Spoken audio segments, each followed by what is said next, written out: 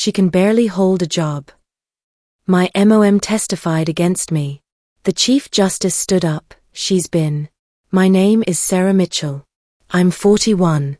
And I learned that blood doesn't always mean loyalty when my own mother rose from her seat at my custody hearing and called me a failure as a parent. Your Honor, my mother's voice rang through the crowded family courtroom. My daughter has always been irresponsible. She can barely hold down a job. She's been bouncing from one position to another for years, and honestly, I don't believe she's capable of properly raising my grandson. I sat at the defendant's table in my charcoal gray suit and cream blouse, my auburn hair pulled into the same professional bun I'd worn for 12 years. The wedding ring I'd finally taken off 8 months ago had left a thin white line on my finger that seemed to catch every harsh fluorescent light in that sterile room. My ex-husband David sat across the aisle with his high-priced attorney, his satisfied smirk telling me everything I needed to know. They'd orchestrated this ambush perfectly, knowing that a grandmother's testimony would carry devastating weight with any judge. She disappears for weeks at a time, my mother continued, her confidence growing with each damning word. Claims she's traveling for work, but I've never seen any evidence of steady employment. My grandson needs stability, needs a father who can actually provide for him financially and emotionally. 10-year-old Jake sat in the front row beside my brother Kevin, his hazel eyes wide with confusion as he watched his beloved grandmother tear down his mother. Kevin stared at his hands, his silence cutting deeper than any words could have. I thought about the past 3 years since my divorce was finalized. About the sleepless nights balancing my demanding caseload with Jake's soccer games and school projects. About the delicate dance of protecting my son from the complexities of my professional life while being the mother he deserved. She lives in some cramped apartment downtown, my mother pressed on relentlessly. Drives that beat-up Honda, can barely afford Jake's baseball equipment. Meanwhile, David has a gorgeous house in Willowbrook, a 6-figure salary, and can give that boy the kind of life every child should have. Judge Catherine Walsh presided from the bench, her expression carefully neutral as she absorbed every word. She was someone I'd known professionally for over a decade, but she showed no hint of recognition as she maintained the impartial facade her position demanded. And another thing, my mother said, building to her devastating finale, Sarah has always been secretive about this so-called career of hers. She claims to have some important government job, but she won't tell any of us what she actually does. For all we know, she could be involved in something shady, something that could put my grandson at risk. The gallery erupted in whispered agreements. David's family occupied the entire left side, all nodding along with my mother's character assassination. My side was pathetically sparse, just 3 close friends who'd managed to take time off work to support me. People who actually knew the truth about my life. David's attorney, Robert Sterling, rose with theatrical precision. Your Honor, I believe the testimony speaks volumes about where this child's best interests truly lie. Your Honor, Sterling continued, straightening his expensive tie, we have here a clear pattern of instability and deception. The child's own grandmother, who loves him dearly, has courageously stepped forward to speak the truth about her daughter's inability to provide proper care. I remained motionless at my table, my legal training kicking in automatically. 15 years of courtroom experience had taught me that emotions were a luxury I couldn't afford, especially not now when everything that mattered was at stake. Mrs. Eleanor Mitchell, Sterling addressed my mother, how long have you been concerned about your daughter's parenting abilities? My mother straightened in the witness chair, seemingly energized by the attention. For years, really. Sarah has always been flighty. Even as a child, she was secretive, always making up stories. I worry that Jake is growing up without proper guidance. And what about her financial situation? Sterling prompted. Terrible, my mother replied without hesitation. She claims to travel for work, but I've never seen her bring home any real money. That apartment she lives in, it's barely big enough for one person, let alone a growing boy. Jake deserves better. I watched my son's face crumple slightly at his grandmother's words. At 10, he was old enough to understand that the adults in his life were fighting over him, but too young to comprehend the deeper currents of deception flowing through the room. David leaned back in his chair, practically glowing with satisfaction. During our marriage, he'd constantly complained about my boring courthouse job, never bothering to ask for specifics about my daily responsibilities or long-term career goals. Mrs. Mitchell, Sterling continued, can you describe your daughter's relationship with the truth? Objection. My attorney, Lisa Rodriguez, finally spoke up. Calls for speculation and character assassination. Sustained, Judge Walsh ruled, but the damage was already spreading through the courtroom like poison. My mother glanced at David's family, drawing strength from their encouraging nods. What I can say is that Sarah has always been evasive about her work. She makes these vague references to cases and deadlines, but she can't give straight answers about what she actually does all day. And in your opinion, what kind of environment would be best for Jake? David can provide stability, my mother said firmly. He has a real job with IBM, owns a beautiful 4-bedroom house, and Jake already has his own room there with all the latest video games and sports equipment. Sarah can't compete with that. I felt Lisa tense beside me, but I placed a calming hand on her arm. Not yet, I thought. Let them reveal exactly who they really are. Furthermore, my mother added, clearly feeling empowered, I'm concerned about the people Sarah associates with. She gets these mysterious phone calls at all hours, claims they're work-related, but who has legitimate work calls at midnight? What kind of job requires that level of secrecy unless something inappropriate is happening? The irony was almost laughable. Those midnight calls were often from other judges consulting on emergency injunctions, from attorneys seeking guidance on complex constitutional questions, from law enforcement needing judicial approval for time-sensitive warrants. No further questions, Sterling announced, returning to his seat with the confidence of a man who believed he'd just delivered a knockout punch. Judge Walsh looked at me expectantly. Ms. Mitchell, do you wish to cross-examine this witness? I stood slowly, my movements measured and deliberate. No questions for this witness, Your Honor. But I would like to call someone who can provide the court with accurate information about my professional qualifications. Sterling shot up from his chair. Objection, Your Honor. We weren't provided with any witness list from the defendant. Your Honor, I replied calmly, my witness only became available this morning due to an emergency session that concluded at dawn.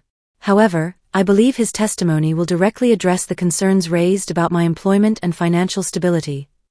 Judge Walsh considered this for a moment. Very well, Ms. Mitchell. But keep it brief. I walked toward the courtroom doors, feeling every eye in the room following my movement. My mother looked puzzled but still confident, probably assuming I was about to call some low-level courthouse colleague to vouch for my character. David was whispering urgently to his lawyer, but Sterling just shrugged. Clearly, they thought whatever witness I could produce would pale in comparison to a grandmother's heartfelt testimony. I opened the heavy oak doors and stepped into the hallway. The man waiting there was someone I'd worked alongside for years, someone whose very presence commanded respect in any legal setting in the state. He's ready, I said simply. The man who entered the courtroom was tall and distinguished, his silver hair perfectly styled, his navy suit impeccably tailored. He carried himself with the quiet authority of someone accustomed to having his words shape the course of justice itself.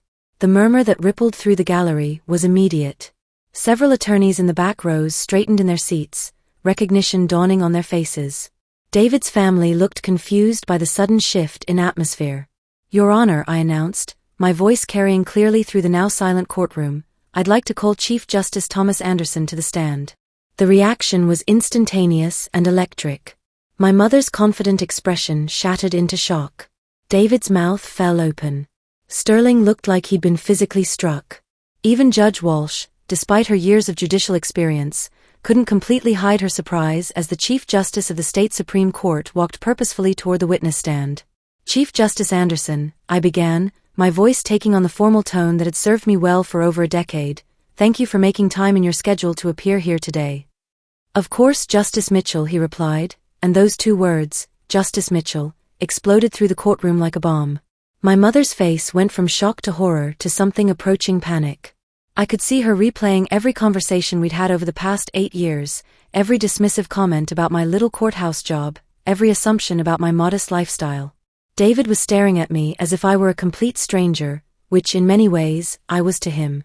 Chief Justice Anderson, I continued, could you please explain to the court the nature of my position within the state judicial system?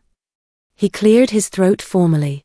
Sarah Mitchell serves as an Associate Justice on the State Supreme Court, a position she has held with exceptional distinction for the past 8 years. The silence that followed was so complete I could hear the wall clock ticking above the judge's bench. Could you elaborate on Justice Mitchell's specific responsibilities?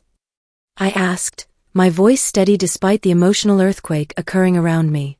Chief Justice Anderson turned slightly toward the gallery, ensuring his words would reach every stunned face in the room. Justice Mitchell presides over our most challenging constitutional cases. She sits on our criminal appeals panel, serves as chair of our Judicial Conduct Committee, and has authored several landmark decisions regarding child welfare and family rights. My mother looked physically ill.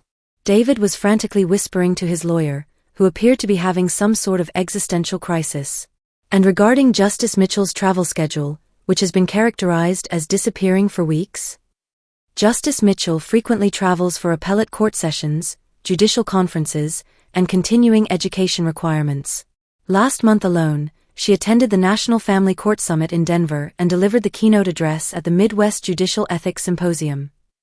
I caught Jake's eye and smiled slightly. He was beginning to understand why Mommy had to work late so many evenings, why she sometimes brought home thick folders full of papers, why she spoke with such passion about fairness and doing the right thing. Chief Justice, I continued, could you address the concerns raised about my financial capabilities? A slight smile crossed his dignified features.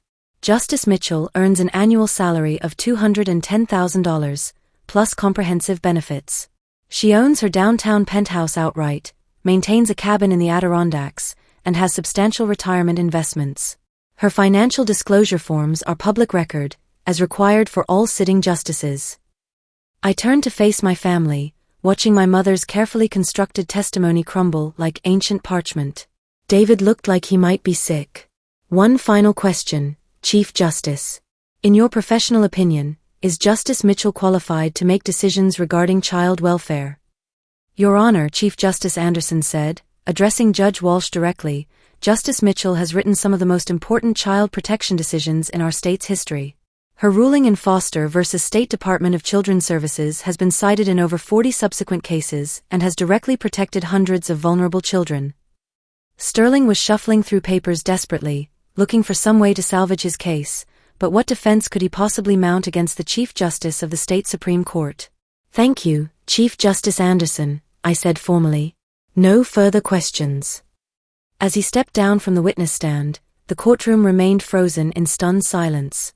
David's extended family, who had been so smugly confident an hour earlier, now looked like they wanted to disappear into the floor. Judge Walsh leaned forward. Ms. Mitchell, I believe the court would benefit from an explanation of why your family was apparently unaware of your judicial position.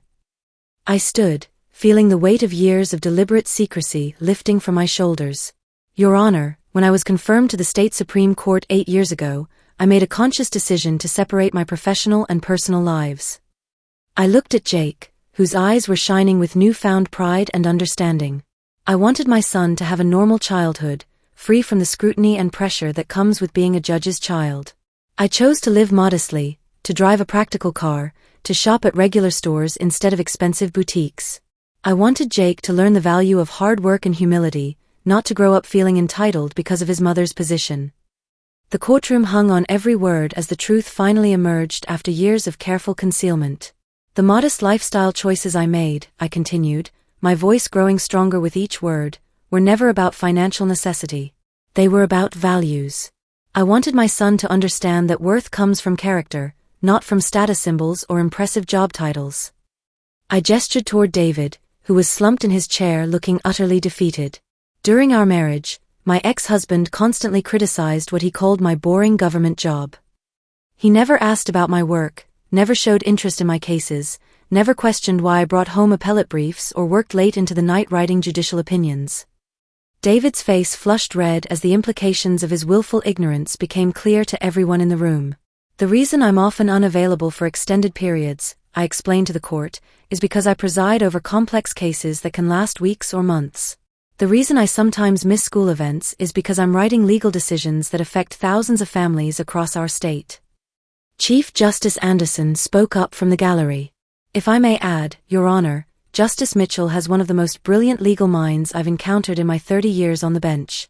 Her decisions have been upheld by federal appellate courts, and she's been recognized nationally for her contributions to family law jurisprudence. I walked closer to the witness stand where my mother still sat, looking smaller and more fragile than I'd ever seen her. Mom, I said, my voice carrying a mixture of sadness and disappointment, for 8 years, you've asked what I do for work. I gave you vague answers because I valued my privacy, because I wanted to protect Jake from unwanted attention. But you never pressed for details, never showed genuine curiosity about my professional life. Her eyes filled with tears, but I couldn't stop now. The truth needed to be spoken. Instead, you assumed that because I didn't boast about my achievements, I didn't have any. You decided that because I lived simply, I must be struggling financially. You chose to believe the worst about your own daughter rather than trust that I might have good reasons for my choices. I turned back to Judge Walsh. Your Honor, I've dedicated my entire career to protecting children and families. I've written decisions that have removed children from abusive situations, that have ensured fair custody arrangements, that have always put child welfare above every other consideration. The courtroom was absolutely silent except for the soft sound of my mother's quiet sobbing. I've sat on this very bench, I gestured around the familiar courtroom, and presided over hundreds of custody cases. I've seen what happens when parents use children as weapons, when family members choose sides based on personal grudges rather than evidence, when assumptions replace careful consideration of facts. Jake was staring at me with a mixture of awe and pride that made my heart swell despite the painful circumstances. The allegations that I'm somehow unfit to care for my own son aren't just false, they're an insult to every family I've protected and every child whose welfare I've safeguarded from the bench. I paused, letting the weight of revelations settle over the courtroom like morning fog. What's particularly heartbreaking is that these allegations come from people who never bothered to learn who I really am, who never showed genuine interest in my work, who were content to assume the worst without seeking the truth. The transformation in the room was palpable. Where there had been smugness and certainty, now there was confusion and growing shame. Sterling was visibly struggling, his confident demeanor completely shattered. Your Honor, he stammered, we had no knowledge of the defendant's judicial position. Of what? I interrupted, my voice taking on the authoritative tone I used when addressing unruly attorneys in my own courtroom. Of the fact that your client was married to a sitting state Supreme Court justice for 6 years and never bothered to learn what she actually did for a living? Judge Walsh leaned forward, clearly intrigued. Mr. Sterling, are you telling this court that your client was unaware of his wife's profession during their marriage? David finally found his voice, his words coming out in a pathetic stutter. She said she worked at the courthouse. I thought she was a secretary or maybe a court reporter. The absurdity hung in the air like smoke from a fire. I'd been married to a man who assumed I was a courthouse secretary for 6 years. A man who never questioned why I worked 16-hour days, why I brought home complex constitutional law briefs, why I sometimes traveled to the state capitol for judicial conferences. Your Honor, I said, reaching into my briefcase, I'd like to submit my judicial performance evaluations from the past 5 years, my financial disclosure statements, and the custody evaluation report prepared by Dr. Jennifer Williams, the court-appointed child psychologist. Judge Walsh reviewed the documents quickly, her eyebrows rising slightly as she scanned the pages. Dr. Williams has rated you as an exemplary parent with strong emotional bonds to your child and no concerns whatsoever regarding your parenting capabilities. I looked around the courtroom one final time, at my mother who couldn't meet my eyes, at my brother who looked ashamed of his silence, at my ex-husband who was staring at the floor like a scolded child, at Jake who was looking at me with newfound understanding and unmistakable pride. Your Honor, I said, my voice filled with conviction earned through years of difficult decisions, I've dedicated my career to ensuring that children's best interests always come first in custody proceedings. I've witnessed the devastating effects when parents manipulate family members, when relatives provide false testimony for personal gain, when prejudice and assumption replace evidence and truth. My voice grew stronger, fueled by righteous anger and maternal protection. I'm requesting full physical custody of my son, with supervised visitation for the father contingent upon his completion of co-parenting education classes.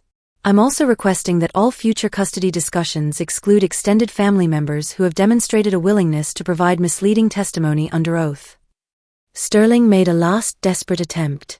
Your Honor, regardless of Ms. Mitchell's professional status, the concerns about her secretiveness and her son's need for transparency. Mr. Sterling, Judge Walsh interrupted firmly, are you seriously suggesting that a sitting Supreme Court justice, who has dedicated her career to child welfare, should lose custody of her son because she chose to maintain appropriate professional boundaries? The question hung in the air like a sword, and Sterling had no answer that wouldn't make him look even more foolish. Chief Justice Anderson rose from the gallery. Your Honor, if I may address the court briefly? Judge Walsh nodded respectfully. Of course, Chief Justice. Justice Mitchell's decision to maintain privacy about her position shows remarkable wisdom and humility. Many parents in high-profile positions struggle with how to raise grounded children. Her choice to prioritize her son's character development over public recognition demonstrates exactly the kind of thoughtful parenting we should celebrate. Judge Walsh removed her reading glasses and looked directly at me. Justice Mitchell, this court finds the allegations against your parenting abilities to be not only unfounded but frankly insulting.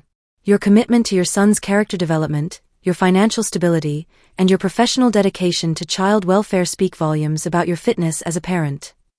She turned her stern gaze toward David and his attorney. Mr. Sterling, your client's apparent ignorance of his wife's career during 6 years of marriage raises serious questions about his attentiveness as a partner and father. Your Honor, Judge Walsh continued, I'm awarding full physical custody to Justice Mitchell. Visitation for the father will be supervised for the next year, with the possibility of revision pending successful completion of court-ordered parenting classes and family counseling.